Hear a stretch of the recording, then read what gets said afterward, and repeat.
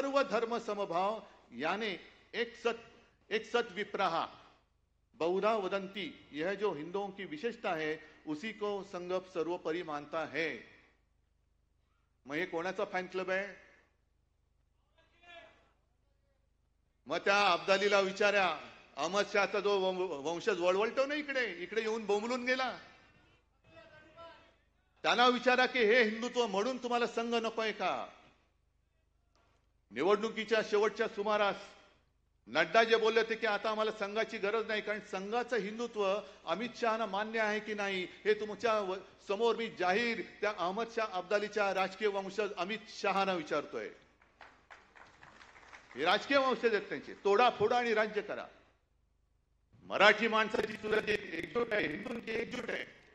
जातीपाती धर्म भांडणं लावायची, समाजात भांडणं लावायची आणि स्वतःची घरं ही चांगली सजवायची, दुसऱ्यांची घरं जाळायची, त्यांच्या होळ्या पेटवायच्या आणि तुमच्या पोळ्या भाजायच्या। हे हिंदुत्व आमचं छत्रपती शिवाजी महाराजांनी आम्हाला नाही शिकवलं, हे अब्दाली हे तुमच्या औरंगजेबाने तुम्हाला शिकवलेलं हिंदुत्व असेल कदाचित, ज्याला आम्ही हिंदुत्व मानत नाही, ज्याला आम्ही मानत नाही।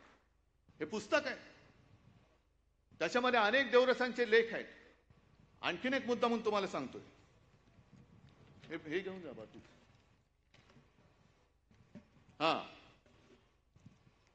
आता यांना संघ का नकोय?